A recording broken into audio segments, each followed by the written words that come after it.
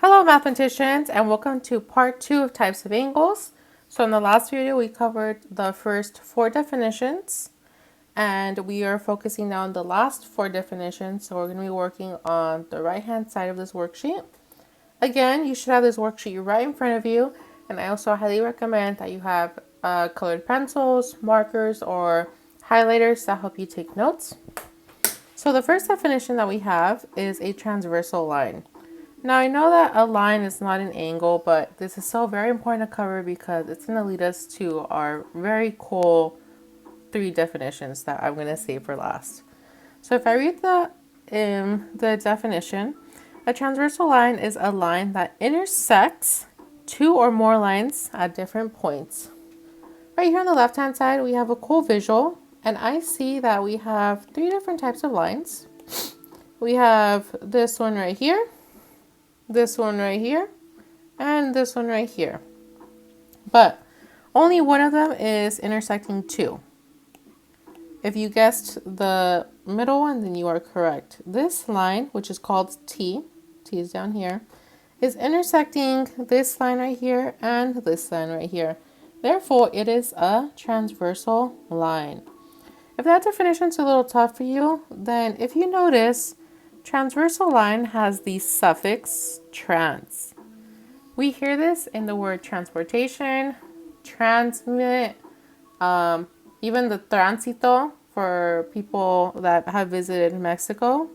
And what all these three words have in common is that it is one thing trying to get across to another thing. So perhaps the transportation is trying to get you across one town. Transmitting, you are spreading diseases and it's getting across different societies.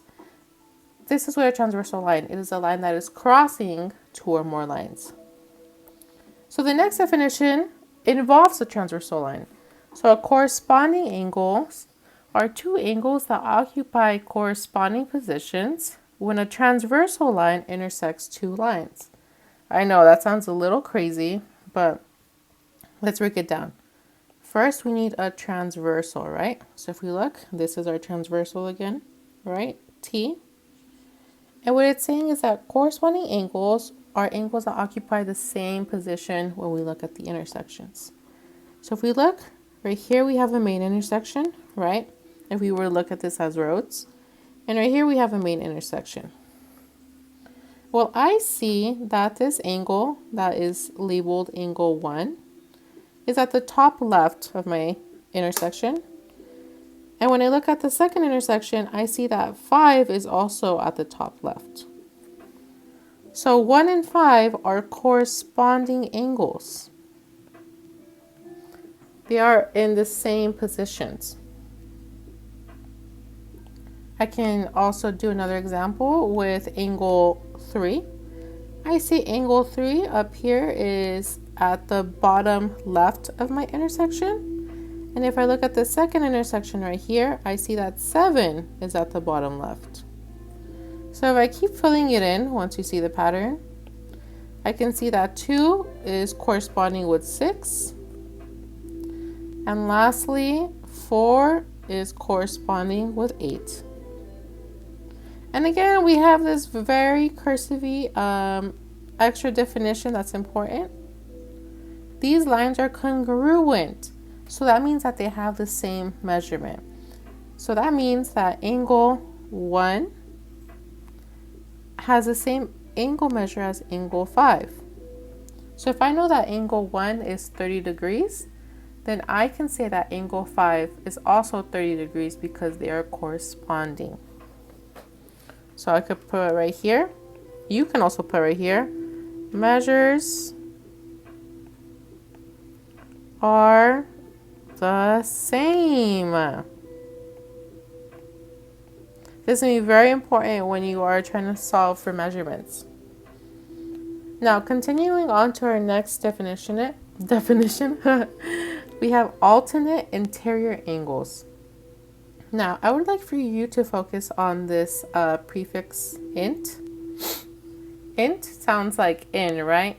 And that's exactly what it means. So if we look at this transversal and these two parallel lines, I would like for you to focus only on the inside of the lines. So I'm going to focus right here.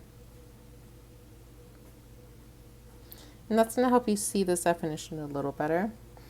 So alternate interior angles are when a transversal line intersects two lines. We got that down.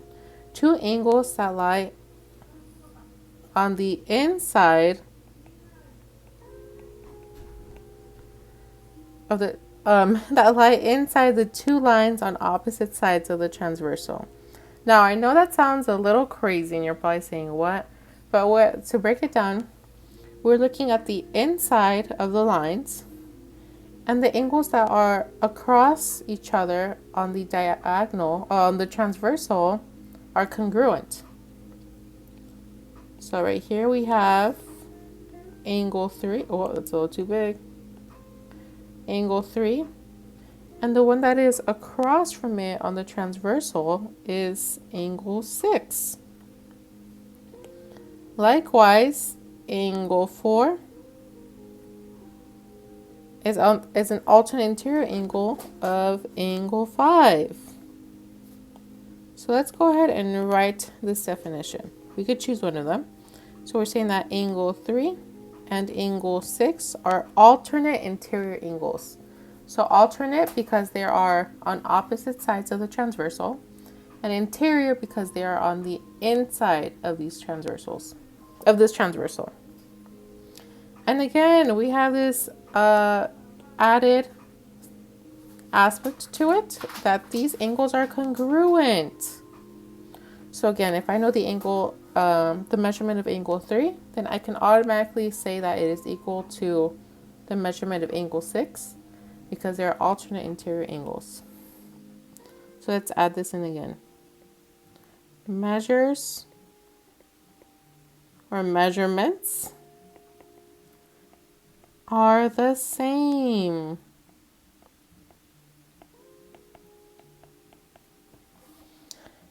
Okay, and we're at our last definition. So now we have alternate exterior angles. So we were talking about the insides up here. What do you think we were talking about now? If you said the outsides, then you, sir, are very smart. So we're going to be focusing on the outside of these lines. So the definition says, when a transversal line intersects two lines, two angles that lie outside the two lines on opposite sides of the transversal. So it's the same thinking here, except we're looking at the outside angles. So right here I have angle 1 is on the outside,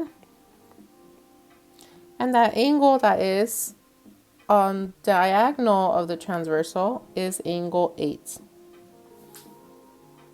So angle 1 and 8 are alternate exterior angles. Likewise, angle 2 is also on the outside, is an alternate exterior angle of angle 7.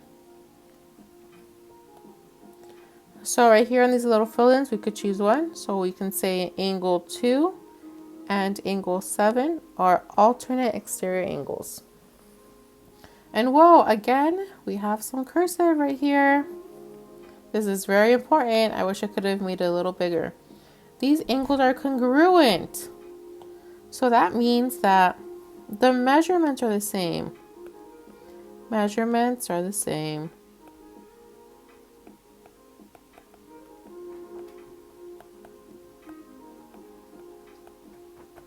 So that means if I say angle 2 is 45 degrees, you can say angle 7 is also 45 degrees because they're alternate exterior angles. So here are all the definitions. So as you can see, vertical, if we go ahead and circle them, vertical angles corresponding alternate interior and alternate exterior angles are congruent. They're the ones that have this little cursive on the side. So go ahead and use these definitions for your next tasks.